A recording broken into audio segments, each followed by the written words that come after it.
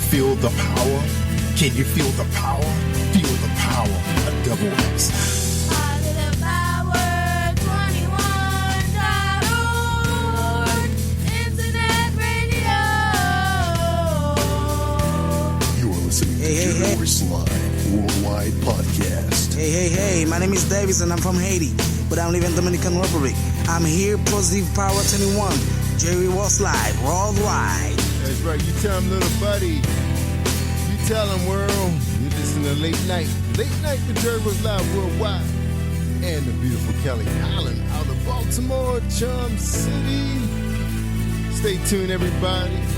We got a great guest for you tonight. He's from Chum City. That's right. Outskirts, beautiful, beautiful Baltimore. All right, don't let the news fool y'all. Worse stuff happening other places. That's right. Check the world news out. All right, let's see what's going on in Kelly's world. My good friend Kelly Holland, she makes me laugh.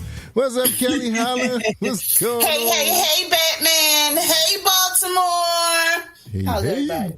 Baltimore, we hanging in there. That's right. Okay. We made it through the heat wave. Man, oh man. So how are you, Kelly, since the last time I saw you on Zoom? How are you? Doing well, Batman. How are you? How's the family? Yeah, we are good. We just came. We went to visit the Chesapeake Bay Bridge, the Sandy Point. It was nice. I told everybody the rumors weren't true. I said Governor Hogan didn't play when he was in office. He cleaned up all the parks. Definitely did some beautification to the parks and the waterworks department. Yeah. And you see a lot more playgrounds in the Rex and Parks area as well.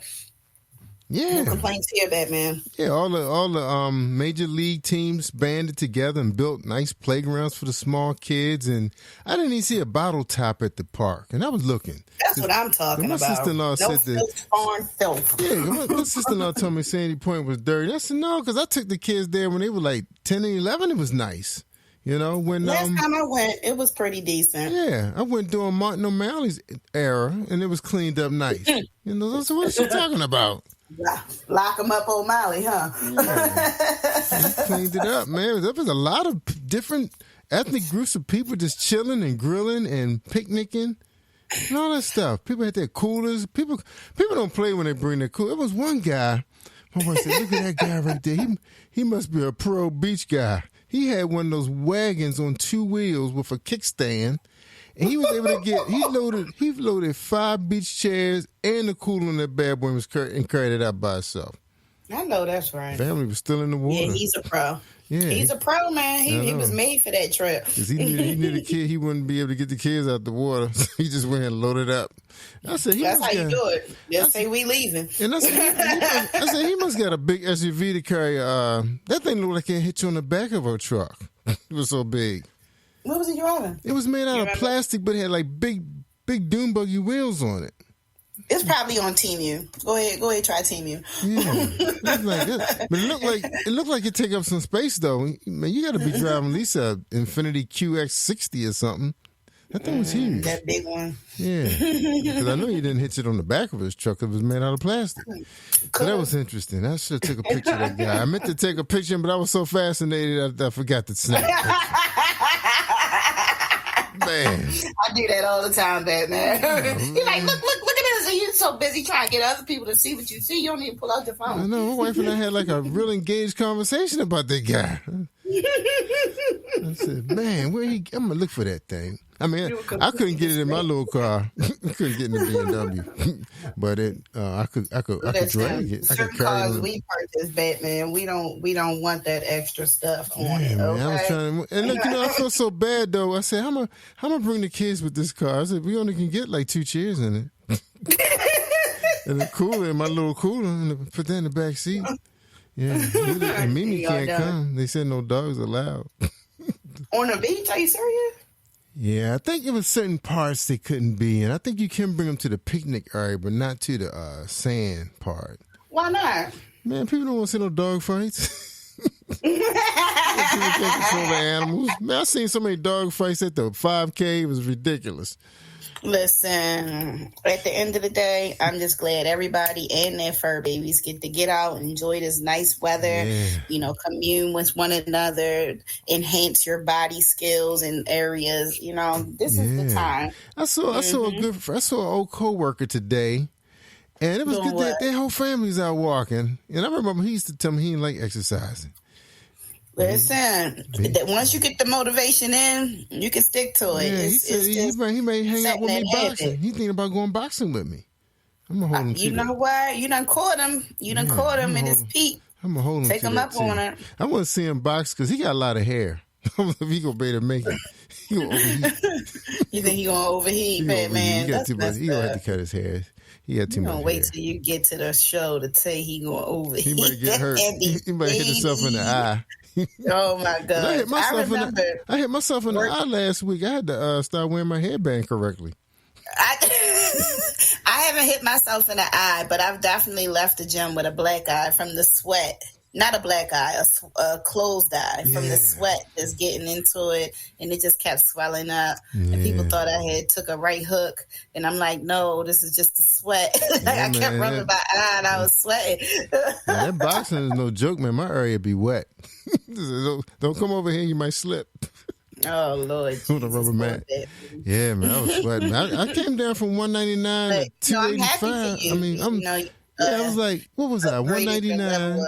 And ability, you're trying new things to stay fit. It's not just working out at the gyms primarily, and you've been able to reverse your diabetes. You've been able to stay healthy during COVID. Yep. Cholesterol is normal. Doing what you're doing, Batman. That's right. I was kind of amazed how many people was going to, how something you go to the gym, like my son and I, we had like an inside joke every year in January. Batman, the club. You hear me?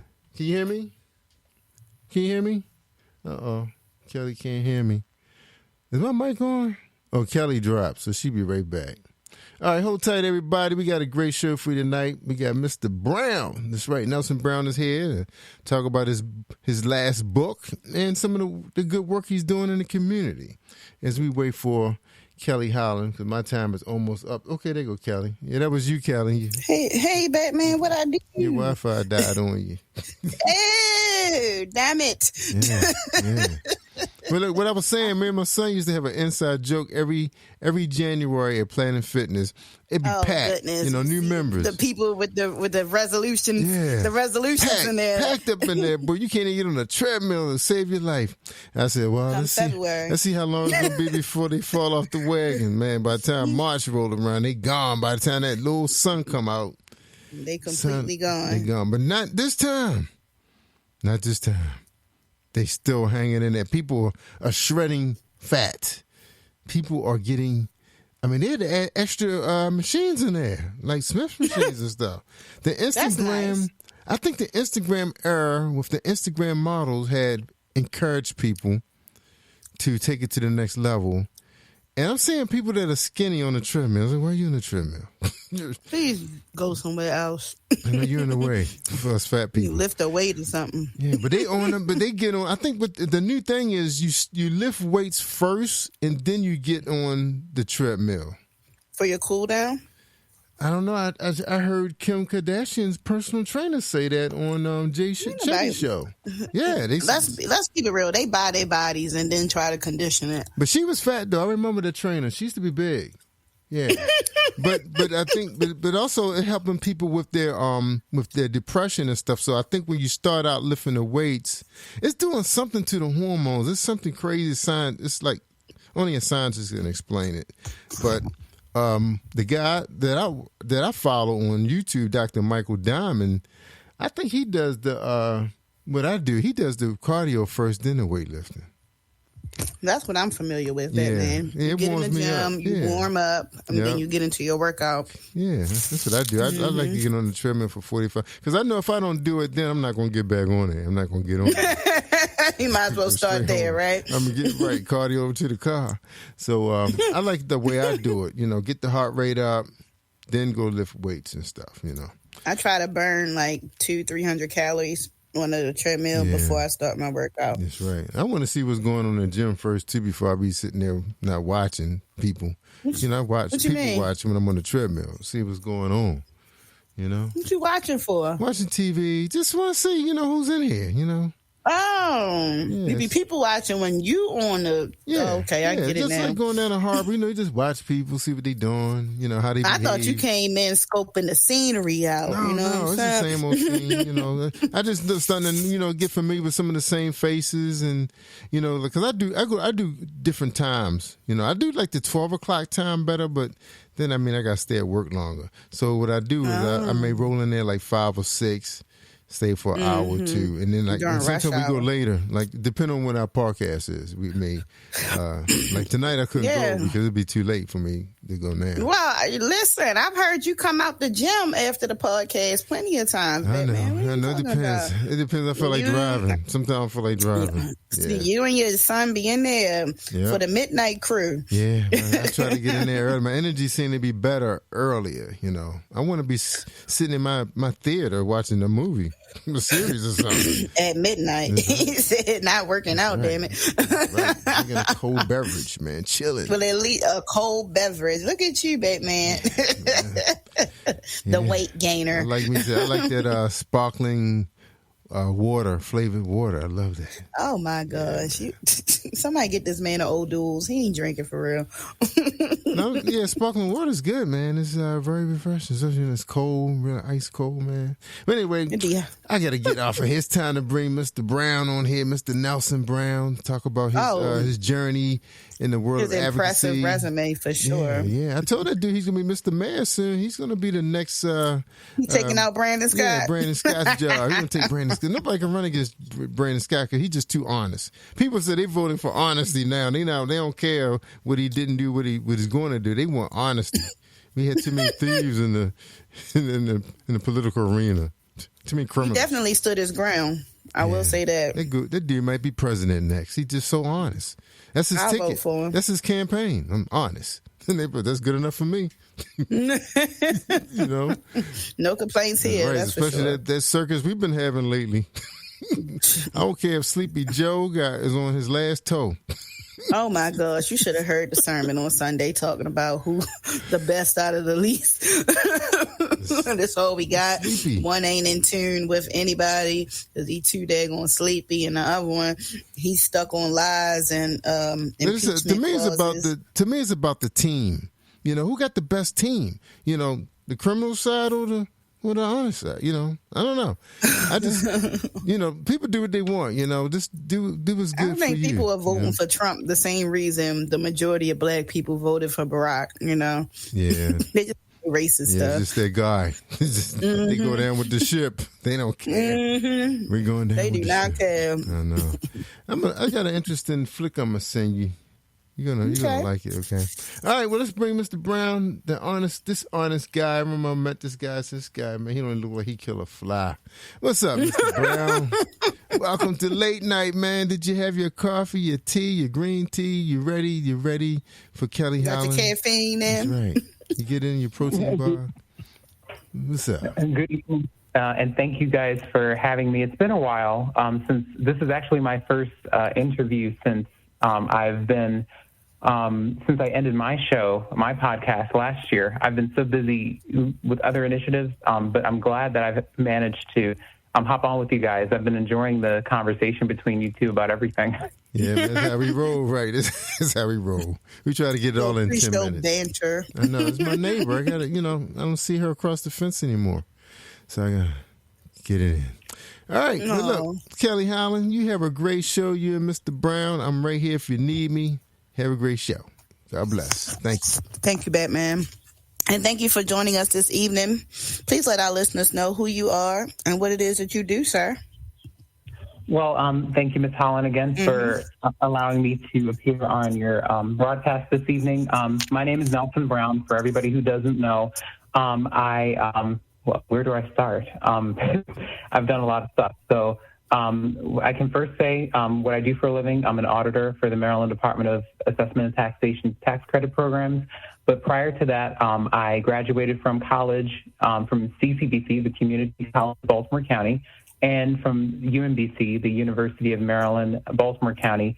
I have degrees in sociology and certificate in the social dimensions of health.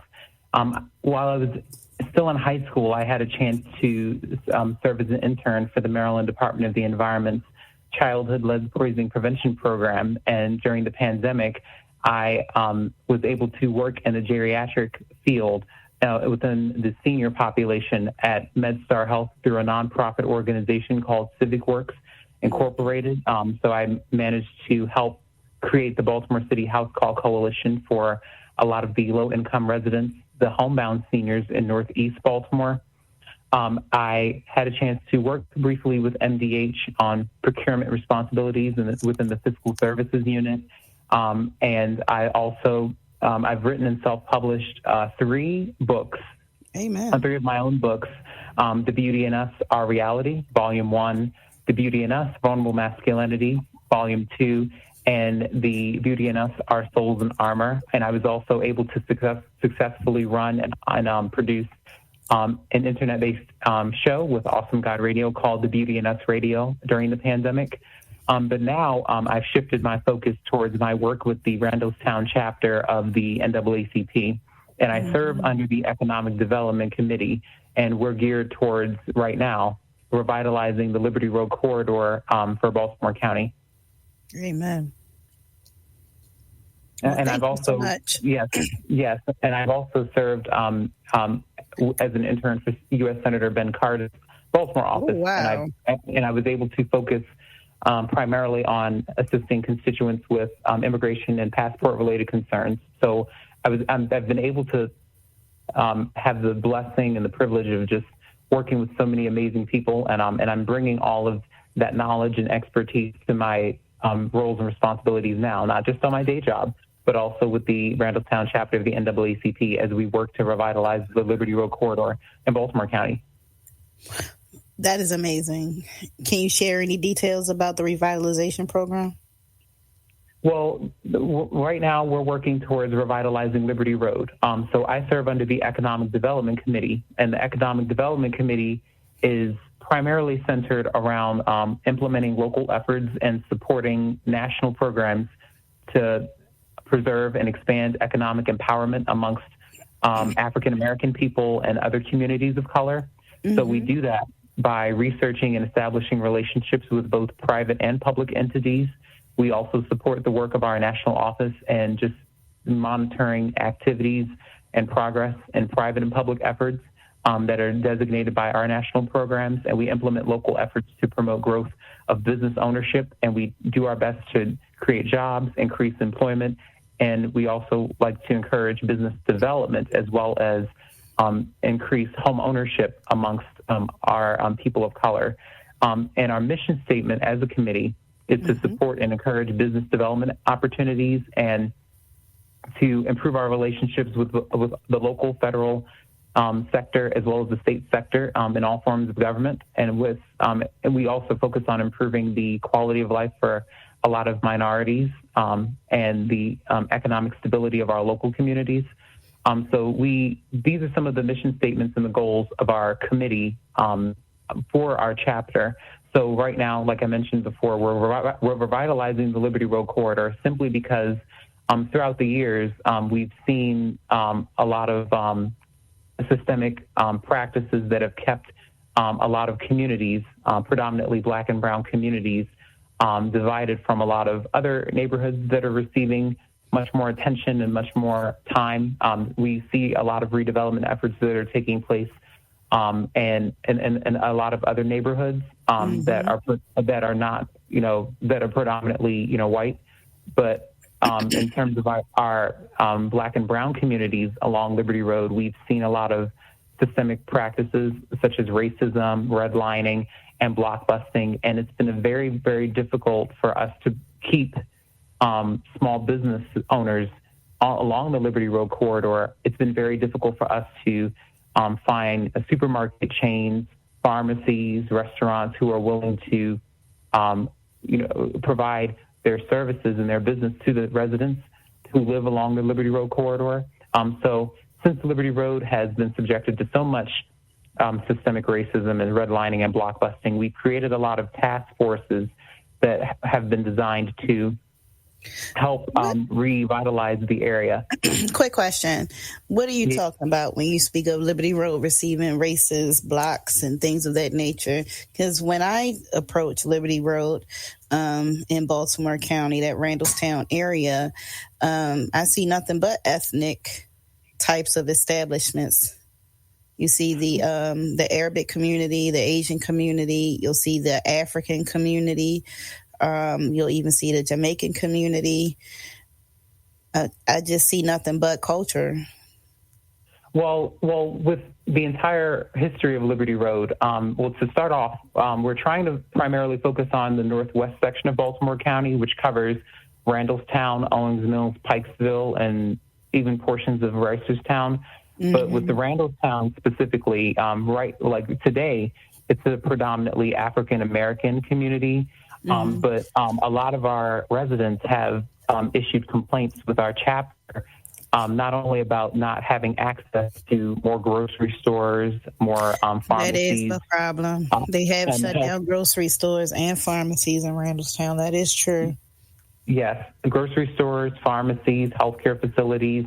A lot of people express the desire to have more restaurants, more of a variety of restaurants, and other small businesses. Some of the, duplicate businesses that a lot of people have seen along the Liberty Road corridor consists of, for example, a lot of auto body shops, dollar stores, liquor stores, storage facilities. A lot of these same establishments keep popping up. So because that has taken place, especially during the pandemic, we lost a lot of businesses during the pandemic. So it was the markets for me.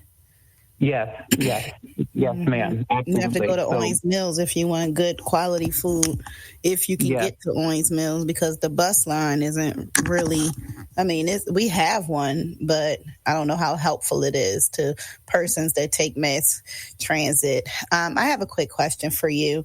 Does your program also offer help to the homeless communities? Those that are residing in the Northwest Baltimore County area, just because Maryland is a sanctuary state.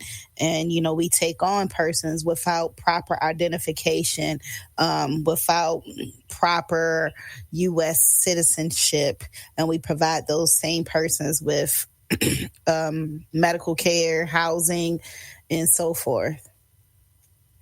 Yes, we do have a committee that is focused on assisting the homeless and also addressing the health disparities amongst people of color. So we do have a committee that is dedicated towards helping our homeless population and those who are considered to be low income or and such. So we do have that available. So that's something that we also address with a lot of our residents and even with our stakeholders and other legislators. Mm-hmm. That's good. So that's something that we also address. But like I mentioned before, with the Liberty Road corridor, right now we have a couple of initiatives that we're focusing on. Like I mentioned before, food insecurity has become a huge problem, and that's an initiative that I've taken on as a member of the chapter, and with my colleagues with the chapter. We have focused on bringing more, like I said, more supermarket chains, more healthcare facilities, and more of a variety of restaurants to the Liberty Road corridor. We have a grocery outlet that's coming to Milford Mill, across from the Milford Mill Shopping Center. Oh, where they tore down the Giants? Yes. So where the former Giant used to be, that's currently being renovated, and it's being demolished, and it's being built into the new grocery outlet. It'll include Aurora Farms, the liquor store. Unfortunately, will be staying.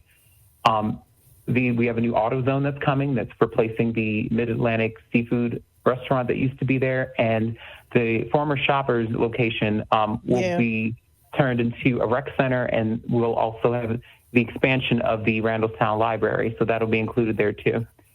And that building will also be demolished, and that'll be turned into a rec center and the new library. So we have a lot of important projects that we're working on at the moment. But again, we're trying to we're trying to bring more small business owners back to Liberty Road who are providing, more of a variety of establishments. Like I said, more grocery stores, more pharmacies, more healthcare facilities. We want small business owners to stay because a lot of investors and developers don't really see the potential in a lot of neighborhoods that consist of a lot of Black and brown residents. And what a lot of people don't know is that Randallstown at one point was a predominantly Jewish community. In the 90s. In the early 90s, late 80s. But because of gentrification, they moved. A lot of the Jewish, a lot of people in the Jewish community, moved to areas such as Pikesville. And Upper Park Heights. Yes, right, in Northwest Baltimore. Yes, absolutely. So, Randallstown through the 90s became a majority Black and brown community. But like I said before, we're trying to work with our small business owners, our public and private entities, to figure out how we can really support our small business owners because we see the potential in the Liberty Road corridor, and we see the need for more grocery stores, more of a variety of markets, restaurants, healthcare facilities, just so that our not just our Black and brown people, but just even our seniors and our young families, we want to make sure that they have access to these things, especially with the value of homes, especially in Randallstown. Increasing. So the property value is increasing. Right. Yes. And those that live out here know that your property taxes went up substantially this 2024 season. And I wasn't really sure what that was about, but now that I see that there's work being put into place within the city, and so that helps with the extra money, I guess. But my question is, the NAACP that you're working with, are they located by Marion Drive? Well, no. The NAACP, I'm with the Randallstown chapter of the NAACP. I think that our one of our, neighbors, the Marion Drive location, that's the Baltimore City branch. This is the Randallstown branch that I'm a member of. I'm the member of the Randallstown chapter of the NAACP. You're referring to the Baltimore City chapter. I was. Yes. And I'm just doing so because I had no idea, and I'm not sure if our listeners had any idea that the NAACP was spread out and that they are in your community. We don't really know that we have advocacy all the time. You think you have to go to your state senator or government, but we also have our own resources in the brown and Black communities. That's awesome. Yes, it is. It's definitely, it's a great opportunity. And being a member of the chapter, I've been a member for the chapter for almost a year now, and I've loved every minute of it, between all of our committee meetings, between meeting with our president of our chapter, between, even with our, engagements with our elected officials and with other community organizers. I've loved the fact that I've made such great progress throughout the year, just advocating for a lot of our seniors, a lot of our families. Because do you work with the Department of Aging when you say you're connecting with the seniors? I work for the State Department of Assessment and Taxation, but I do have a lot of my colleagues that I worked with in college while I was an intern. I do have a lot of colleagues who do work at the Department of Aging for the state of Maryland. So I've been successfully able to introduce their services and their programs to a lot of the members of the community in Randallstown and some of our other neighborhoods in the northwest area of Baltimore County. So it's been such a blessing. That's great. I'm glad to hear these things. Had no idea you guys are making such an impact in the community, and I'm glad to hear it. Also, that rec center that you're going to put there in place of Giant, that is amazing because there's not much for the youth to do out here. In that Randallstown area. I don't live too far from it. I'm in the Pikesville area. So I can resonate with the stores, the shortages, the issues that we are receiving in our community. It's unfortunate that the liquor store is able to remain while everything else is being tore down and renewed for our benefit. But I guess that's something we'll have to get around like we always do, huh? Yes, absolutely. And also, and the participation from the community, I always say it's very imperative for a lot of our neighborhood associations to be a part of these decisions, and to be at the table and a part of this process, because a lot of people don't understand the work that goes into really advocating for these establishments to, come to the neighborhood. It involves conversations with the property owners, the investors, the developers, because, of course, at the center of all of this, it's all about making money. So we see the potential in the Liberty Road corridor, and it requires all of us to really band together and really make an impact and really bring this to our legislators and bring these ideas and suggestions to our elected officials so that they can advocate for us and so that they can make this a priority, because we see redevelopment efforts taking place in other communities that are not filled with predominantly Black and brown people. And we see a lot of homes that are being built. We see the value of homes increase in other areas. And even though the value of homes are increasing in Randallstown, a lot of people, end up moving because they don't see the growth. They don't see exactly. They don't see the potential. They don't see the type of amenities that they're willing to really pay for in order to raise their families. Exactly. It doesn't really make sense, the offsets that we do have currently in place. My question to you, Nelson, is what made you a servant leader? Because you are deeply involved. Like, where did this calling come from in your personal life? Well, in terms of the initiatives, so right now, with the NAACP and with my chapter in Randallstown, I'm focusing on two different initiatives, geriatric care and food insecurity. The geriatric care, my passion for really fighting for seniors, it really stems from the fact that because I had to deal with my dad's passing during the pandemic on January 23rd of 2021. And after my dad's passing, I had a lot of time to reflect. I had a lot of time to really examine, I guess how, not just how his death had an impact on me, but how important it is for a lot of our loved ones, a lot of our seniors, to really have someone advocating for them, because I feel as though my dad was not in the hands of the best caregivers, and he didn't really have people in his corner who really advocated for him the way they should have. And I feel like it's very important for us to really have to advocate for our seniors. And as we age, we want to be as independent as possible. We want advocates. Every senior needs an advocate. Every senior needs someone to vouch for them, because a lot of seniors, of course, are in very vulnerable positions as they age. And we have a lot of caregivers. We have a lot of people who are, making a lot of sacrifices to ensure that their loved ones are aging in place and receive their independence as much as possible, and who want to have access to health care, stable housing, affordable housing, and just to make sure that their needs are met. So I think that after examining after examining what my dad went through in terms of, like I said, his passing, him not having, the best advocates and caregivers, that enticed me to want to really make an investment in the field of geriatrics, just to really figure out how I can really help other families with seniors and their needs, to ensure that they're met to the best of their abilities. And with food insecurity, I've really noticed, I take it, with my personal story.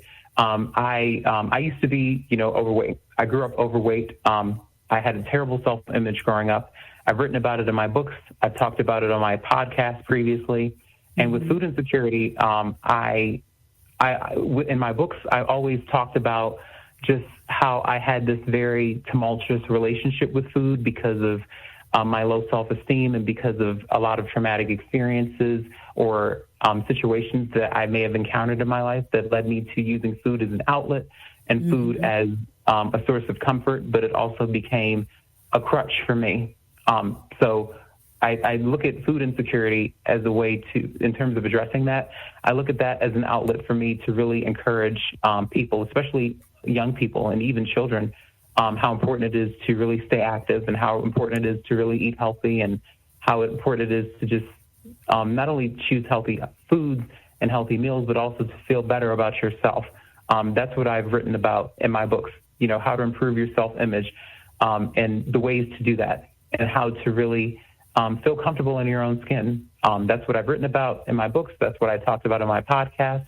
And that's really at the core of everything that I do and everything I bring to the table. So in terms of just addressing those two initiatives, I guess that's a little bit of the backstory with addressing those two initiatives. And I realized that in order to really see change, I have to really be the change that I want to see. It starts with me. Definitely. And I feel like I have a lot of knowledge and expertise, and even with my own personal experience, I'm able to bring that to the table, and I'm able to share that with others. And with the testimonies that I can share can really inspire others to want to do the same thing.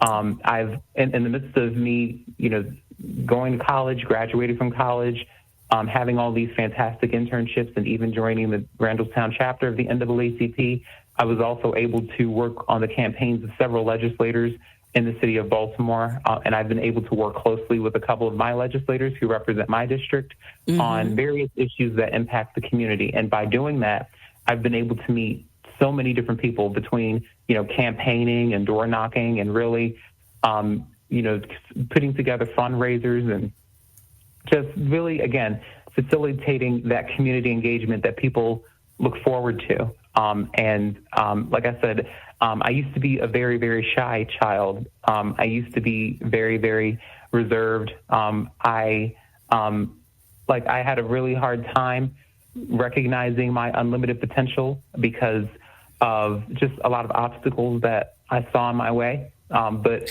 after I finished college, it really gave me an opportunity to just look at my accomplishments and just to feel great about them, and just thank God first and foremost for allowing me to have those experiences and to meet the people I've met, and just to build those relationships, those friendships, and just to have supportive people in my corner. Well, not even just that, but also to create that advocate for others. Because just like you said, the representation is definitely needed. Certain age groups get taken advantage of.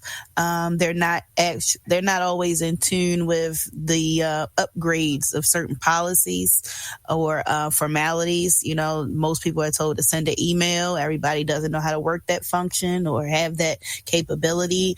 And then sometimes people just get left out. So I'm grateful that not that you had that tumultuous situation, but because it inspired you to grow to a point where your mission became helping others. Your mission became getting involved in where it counts, not just some sole organization you opened up, which is also helpful, but you're able to make a greater impact at the level that you have explained with us this evening. So we're glad to have you on, and we're glad that others are able to feel the greatness that you are bringing to the NAACP chapters. What would be your advice for someone that wants to get involved or volunteer or just do more within their community? I would definitely encourage, in terms of my advice, I would definitely encourage people to really think about what motivates them to wake up and do what they do in the morning, because I think that our passion begins with what we love to do, what we enjoy doing, and how we can really use that talent, that skill, that ability to really help someone. So I think that it first starts with us, and it starts with just figuring out what motivates you to wake up in the morning, what motivates you to get through your day, what motivates you to want to do something for the good of someone else. So these are some of the questions that I always encourage people to think about when people always ask, well, how can you become a leader? How can you get involved in these things? I just think that it starts with whatever it is that you're passionate about.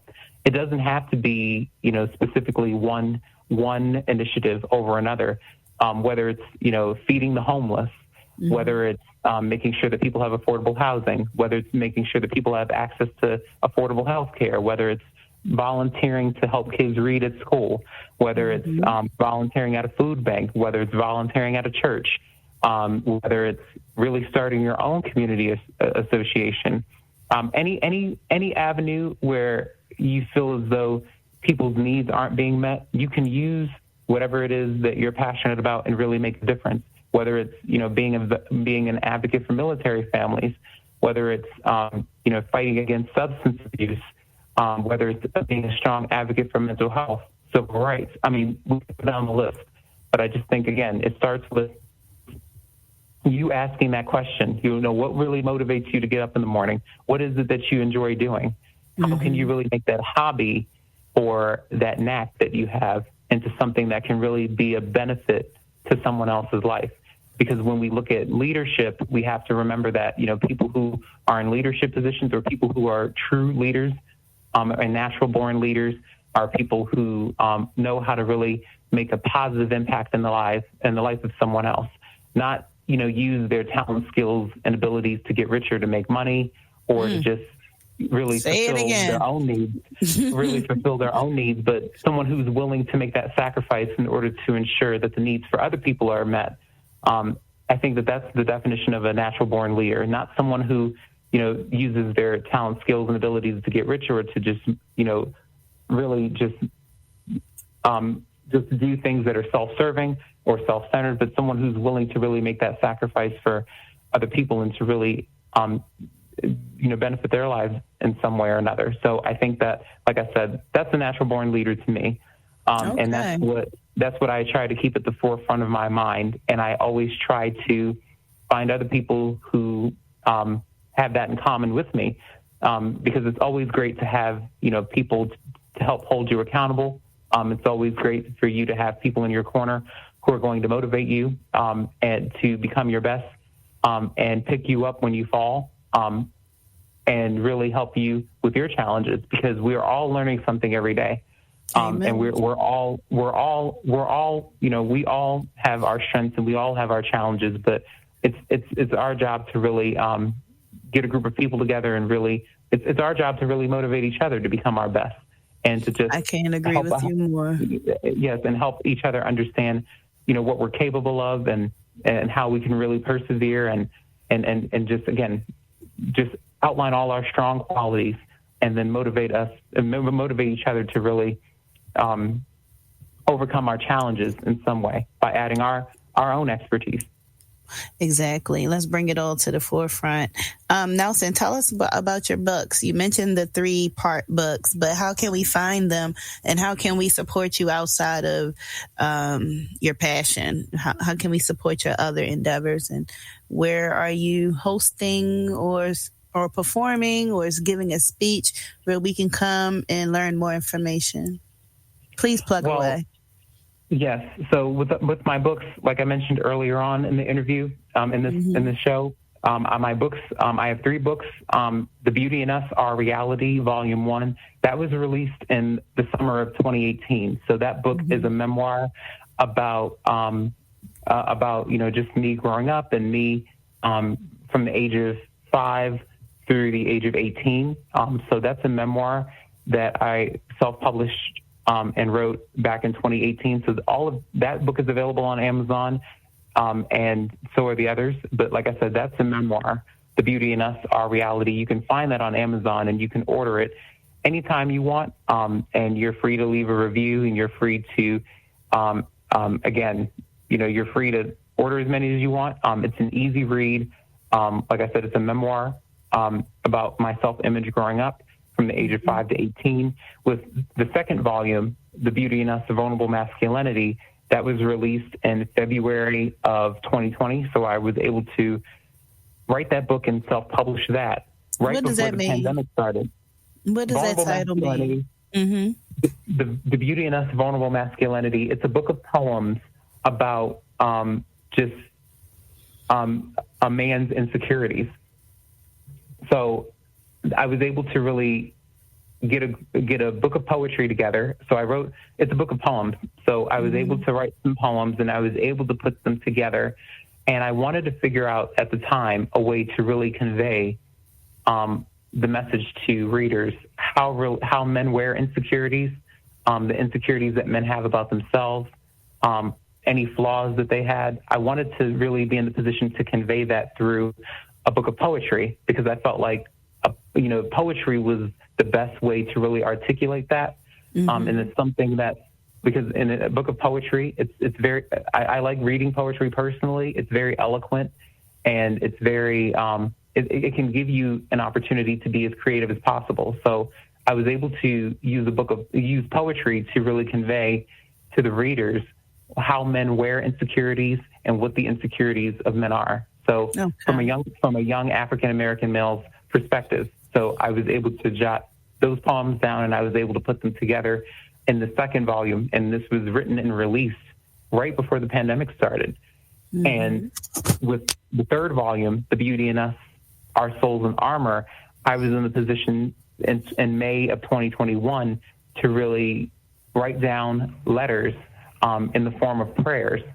So I was able to jot down a book of prayers, and I was able to really figure out how to really, strengthen my faith, not just for me, but for the people around me. So I was able to jot down prayers in the form of letters to really convey not just my faith, but also my faith in others, the people around me, what it looks like to really pray for relationships and to pray for healing and to really pray for restoration. Because during the pandemic, I had to really, I did a lot of self-reflection during the pandemic. I was able to get rid of a lot of youthful insecurities through therapy and through, again, building new relationships, stronger relationships, and really just learning how to really let myself be more vulnerable and to not beat myself up about things that I don't understand, or just to not be so hard on myself. Because growing up, I was really hard on myself. And I was I had a lot of low self-esteem, and my self-image wasn't the best. And I was a huge perfectionist growing up. I based my worth and my happiness off of my accomplishments and the things that I did. But it wasn't until the pandemic hit, and once the pandemic started, I was able to realize that, I don't need a bunch of accolades in order to feel worthy about who I am. Who I am stems from, my foundation, my integrity, my character, my legacy. Those are the qualities that make me the man that I am, and the man that I am becoming. So I was able to learn that through the pandemic. So that's what that book of prayers is about. So with all three of these volumes and all three of these books, I was able to really use my creative muscle to my advantage in order to convey to the best of my ability, how men think, how men feel, what they think about, and how they think about it. I just wanted to be in a position to convey, healing, what that looks like, what that feels like, so that people could really understand that from a young African-American male's perspective. And that's a part of the reason why I produced and hosted my show for 3 years with Awesome Guy Radio, The Beauty in Us Radio. I wanted people to really listen to topics from a young African-American male's perspective, because that's not something that people get to hear often. So that's why I wanted to really have that platform and that opportunity to really speak about some of the social issues that people often discuss. But again, having that, that platform that's hosted and produced by a young African-American male gives people a different perspective on a lot of the issues, because we don't really see that as often as we probably should. So I use that as an opportunity to really convey those messages. And I was able to win a couple of awards, for my show and also for my books. So it's been really amazing during the pandemic to have all of these opportunities and to meet so many fantastic people. Congratulations. How can our listeners reach out to you? Okay, the listeners, they can reach out to me in several ways. You can follow me on my social media platforms. So that could be my social media platforms for Twitter and Instagram are Nelson E. Brown. They can also follow me on Facebook. They can also follow me on LinkedIn at Nelson Brown, or they can just shoot me an email directly at brownNelsone@gmail.com. So if they have any questions or concerns, or if they have an event that they want me to host, or if they have a speaking engagement they would like for me to be a part of, I like to stay open. Like I said, I'm pretty familiar, with a lot of people in and around Baltimore. And again, I was born and bred in Randallstown. I'm familiar with Baltimore County. Like I said, I've been able to make a lot of connections, and I'm always open to new opportunities, new people who are doing amazing things in the community. And I'm just very excited about what my future holds. So ever since, like I said, I turned 25 this year in May, and I'm Congrats. Yes, thank you. And I'm just, You're welcome. and I'm just loving. I'm just loving every minute of it. I'm loving everything that I do, and I have no regrets about it. Well, good for you, Nelson. It was an honor to have you on our show. Thank you for letting us know that the county is moving in the right direction, giving us that piece of information, and also sharing your books and your process to healing. It's always great to have a servant leader on, and I'm glad to see that you are closely tied in to the political side of things. So that always helps. Batman, do you have any last words for Nelson Brown?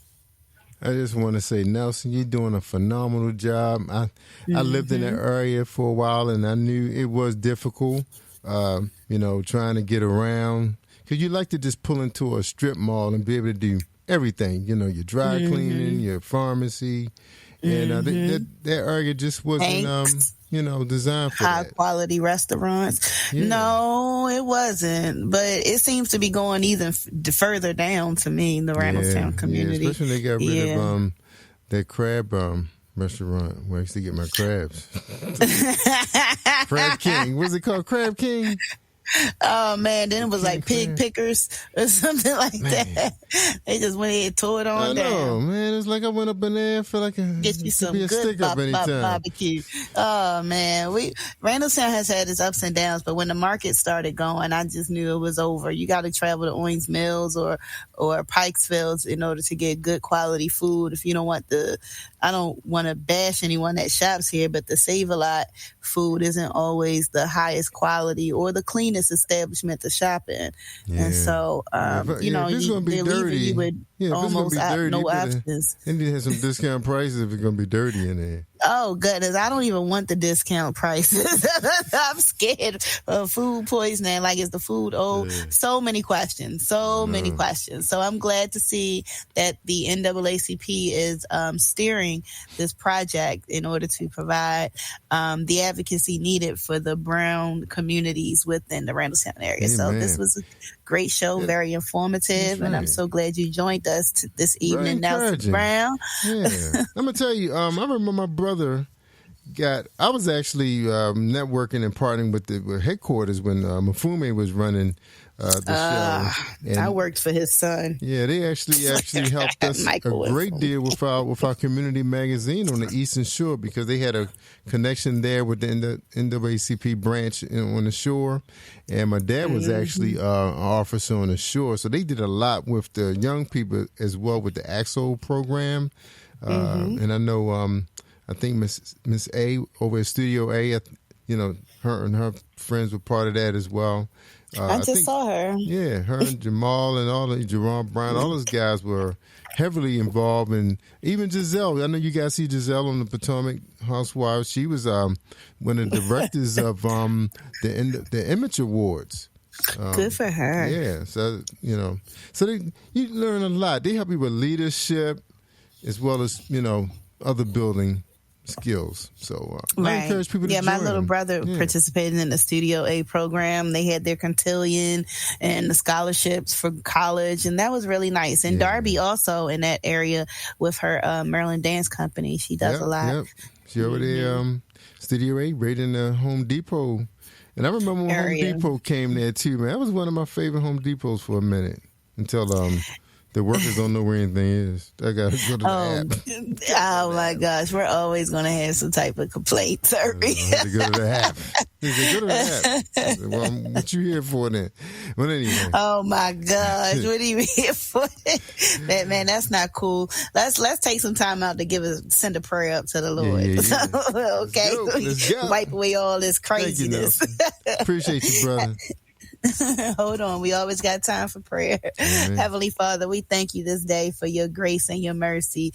We don't always deserve your grace and mercy, and yet you still provided for us, Father, and we are grateful. Thank you for the ultimate sacrifice made in order to give us life. I pray that we are worthy of yourself, worthy of your Son, worthy of your Spirit, and that no hurt, harm, or danger will come towards us as we try to magnify your name with the works we do on this earth. Lord, bless us and keep us in all your ways. In Jesus' name, amen. Amen. Amen. All right. Amen, Nelson. You still there, buddy? Yeah. Yes, I am. Okay, all right. All right. Appreciate So you, thank guys. you all. That's right. I just want to ahead, say keep man. doing what you're doing, man, and hopefully other young people will follow your lead. Amen. And I'm glad he's spearheading the initiative at the age of 25. He said that I almost laughed like, oh Lord, the babies are taking over. We're in good hands. We're in good hands That's because right. I like to see promising youth. I see enough youth that's just caught up in reality of today, which is not reality at all, and so I'm grateful that he's focused. That you're making these initiatives, that you have an NAACP connection, that you're working with taxation, that you're helping people in their financial ways. You, sir, are a blessing. So please join us again, Nelson Brown. We have so much more to talk about. And ladies and gentlemen, listeners from all around the world, we thank you for joining us this evening on Positive Power XXI. This is Late Night with Jerry Royce Live and Kelly Holland. And never forget to tap back into your unspeakable joy. Good night, everybody.